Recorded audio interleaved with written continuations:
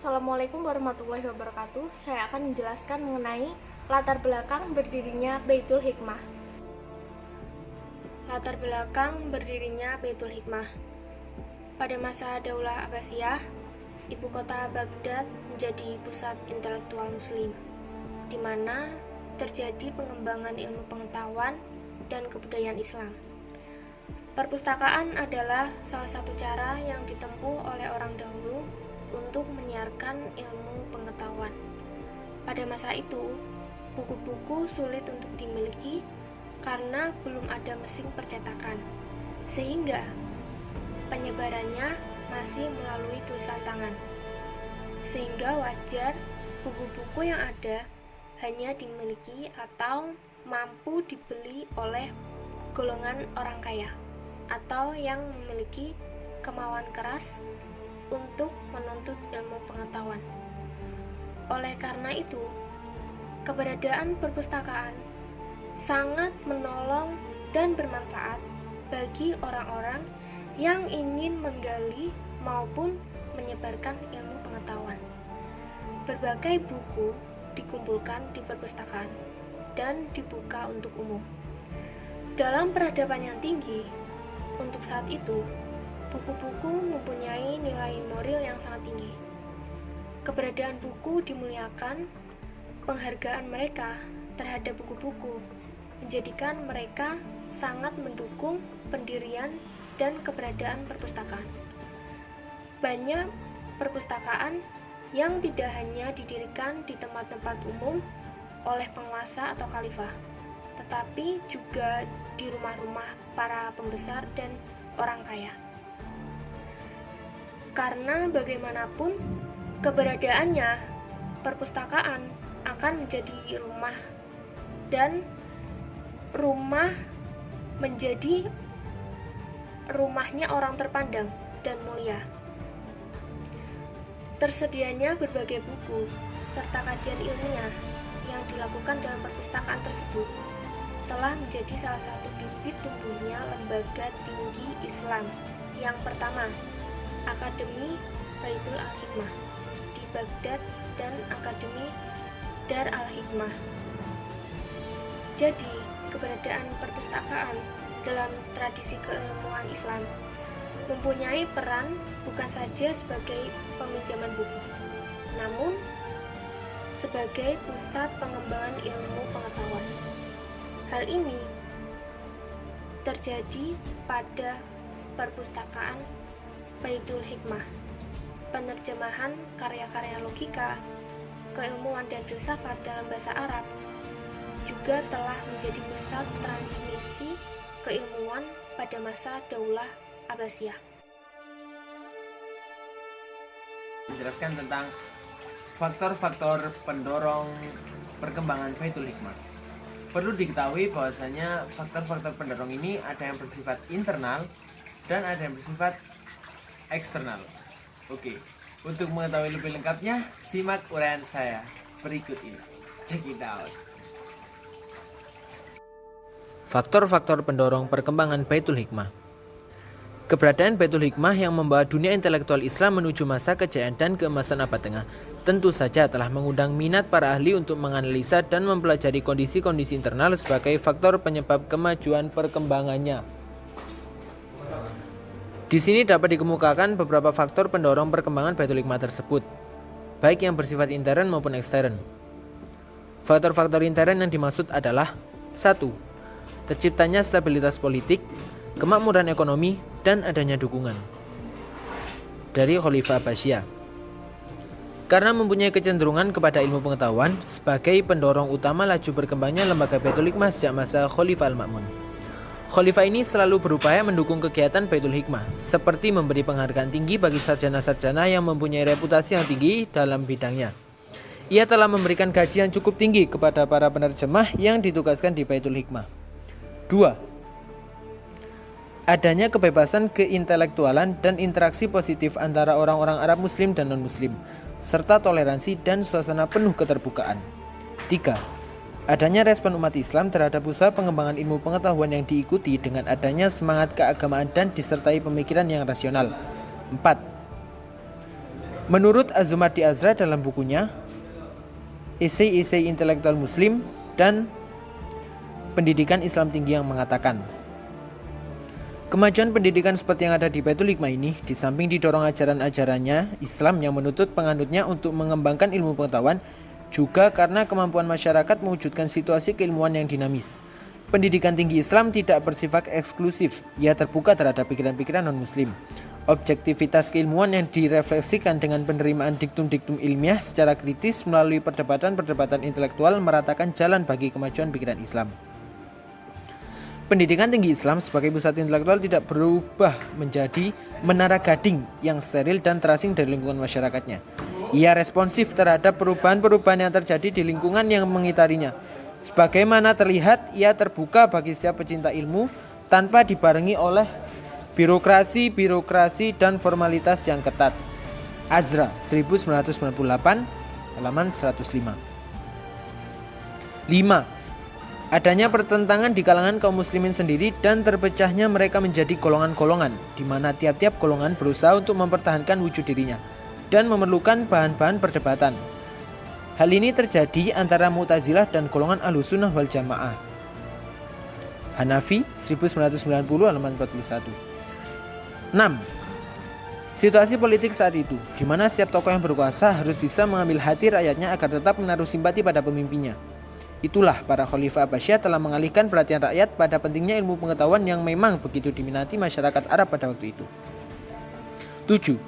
Terpadunya peranan Baitul Hikmah sebagai lembaga penerjemah, akademi, perpustakaan, dan observatorium menyebabkan lembaga tersebut dapat mengoptimalkan perannya dalam transmisi ilmu pengetahuan.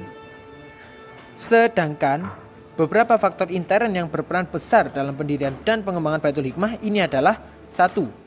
Adanya kesepakatan antara Kaisar Romawi dan Khalifah Al-Ma'mun yang isinya telah memperkenankan kepada Khalifah Al-Ma'mun untuk menjalin berbagai buku langka peninggalan Yunani kuno yang ada di wilayah Imperium Romawi dan membawa buku-buku tersebut ke Baitul Hikmah di Baghdad. 2. Kesediaan orang-orang Kristen Nestorius untuk bekerja di Baitul Hikmah dan membantu Khalifah dalam menerjemahkan buku-buku asing tersebut ke dalam bahasa Arab seperti yang telah dilakukan oleh Hunain bin Ishaq dan murid-muridnya. 3. Muncul dan berkembangnya pemikiran Yunani dan Persia yang sangat mempengaruhi model pemerintahan Khalifah Abbasiyah. Mahmudun Nasir 1991 halaman 248.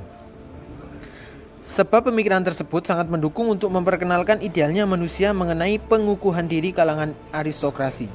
Seorang aristokrat haruslah seorang yang menguasai berbagai bidang pengetahuan, kepustakaan, sejarah, filsafat, dan agama. Lapidus 1999 halaman 114. Baik teman-teman sekalian, di sini saya akan mau menjelaskan terkait dengan keunggulan Baitul Hikmah. Selanjutnya yaitu ada yang namanya keunggulan Baitul Hikmah. Koleksi yang dimiliki oleh Baitul Hikmah cukup lengkap dimulai dari buku-buku agama Islam atau kitab-kitab tafsir, hadis atau kutubus sittah, teologi sampai kepada buku sains, astronomi, matematika, sejarah, kedokteran. Al-Hawi oleh Muhammad bin Zakaria Ali Abbas dengan kitabnya Al-Maliki, Ibnu Sina dengan Al-Qunun fi Tibb, dan sebagainya. Ditambah lagi dengan kitab-kitab sastra dan buku-buku yang dihadirkan dari hasil terjemahan. Koleksi yang dimiliki tidak kurang dari 100.000 volume. Boleh jadi sebanyak 600.000 jilid buku, termasuk 2.400 buah Al-Quran berhiaskan emas dan perak disimpan di ruang terpisah. Buku-buku lainnya tentang ilmu-ilmu hukum atau kita kenal dengan fikih, tata bahasa, retorika, sejarah, biografi, astronomi, dan ilmu kimia tersimpan dalam rak, buku yang luas di sekitar sepanjang dinding, yang terbagi dalam susunan di atas rak-rak buku. Masing-masing memiliki satu pintu dengan sebuah kunci.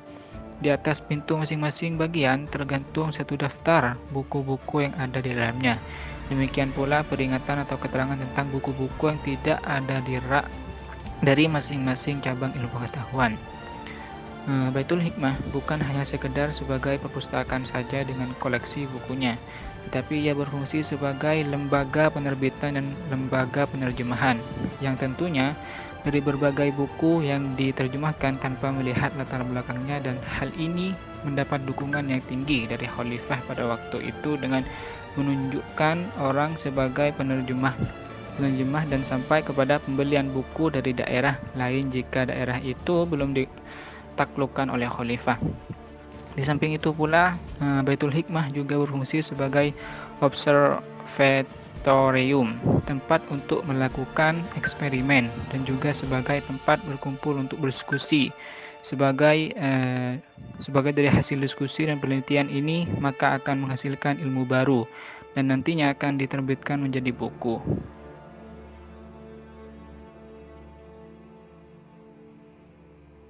Membangun peradaban tradisi keilmuan Islam. Jika kita perhatikan masa kejayaan Islam atau Abbasiyah, tentunya hal yang menarik kita perhatikan adalah tingginya tradisi keilmuan masyarakat. Tradisi yang berkembang pada waktu itu adalah tradisi membaca, menulis, berdiskusi, keterbukaan atau kebebasan berpikir, penelitian, serta pengabdian mereka akan keilmuan yang mereka kuasai. Tradisi intelektual terlihat dari kecintaan mereka terhadap buku-buku. Hal tersebut dibarengi dengan adanya perpustakaan, baik atas nama pribadi yang diperuntukkan untuk khalayak umum atau yang disponsori oleh khalifah. Para ulama sengaja open house bagi siapa saja yang datang ke rumahnya untuk membaca atau mencari ilmu. Kedudukan mereka juga di mata masyarakat sangat mulia. Sedemikian cintanya masyarakat kepada ilmu, sampai-sampai khalifah pada waktu itu untuk merebut hati masyarakat harus memberi perhatian kepada pengembangan ilmu.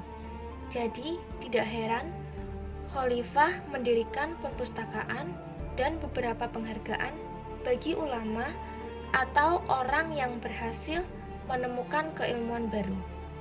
Hasil membaca kemudian didiskusikan dan dikembangkan lagi.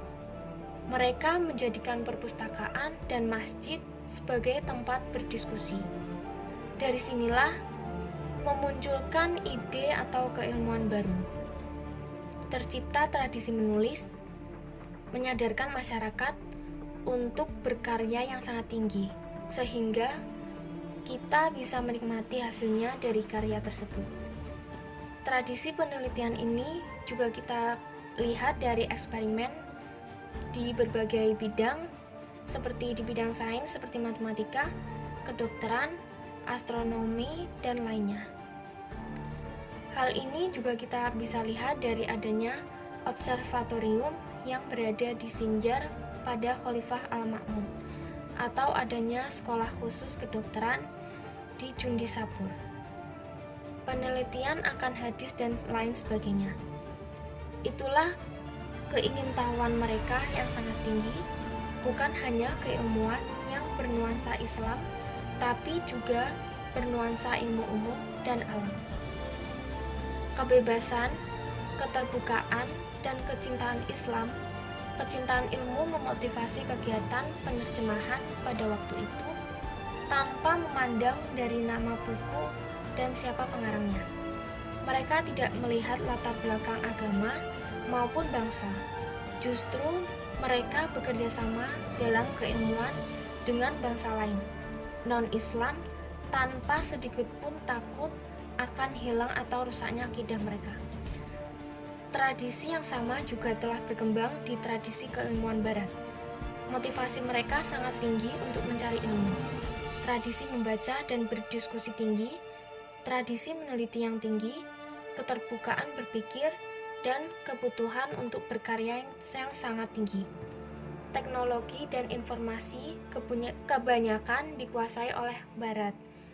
Banyak temuan dan peraih Nobel pengetahuan bukan dari kalangan Islam.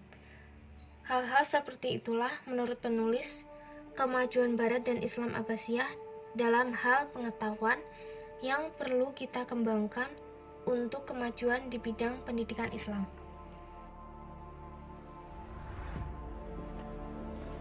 Baiklah, ini adalah sesi yang terakhir, yakni simpulan. Pada masa Abbasiyah, Islam meraih kejayaannya. Banyak kontribusi keilmuan yang disumbangkan. Karya dan tokoh-tokohnya telah menjadi inspirasi dalam pengembangan keilmuan. Oleh karena itu, masa ini dikatakan sebagai masa keemasan Islam walau akhirnya peradaban Islam mengalami kemunduran dan kehancuran di bidang keilmuan bersamaan dengan berakhirnya pemerintah Abbasiyah. Peran Baitul Hikmah yaitu memiliki koleksi buku 10.000 volume, terdiri dari 600.000 buku dan 2.400 buah Al-Quran berhiaskan emas dan perak. Selain itu, Baitul Hikmah bukan hanya sebagai perpustakaan tetapi juga lembaga penerbitan dan lembaga penerjemah. Peran tersebut muncul karena dipengaruhi oleh tradisi intelektual yang ditandai adanya perpustakaan-perpustakaan baik atas nama pribadi atau umum. Dari kajian ini diharapkan mampu menyadarkan kita akan pentingnya lingkungan intelektual yang kondusif dan memotivasi untuk mencari ilmu. Belajar sejarah akan tidak ada gunanya jika kita tidak bisa mengambil pelajaran darinya.